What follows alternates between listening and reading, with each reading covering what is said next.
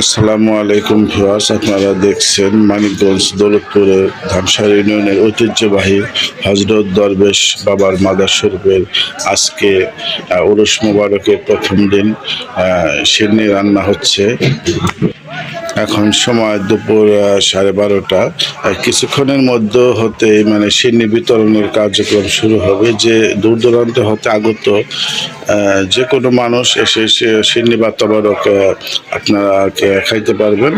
আপনারা আমন্ত্রিত। আপনারা দেখছেন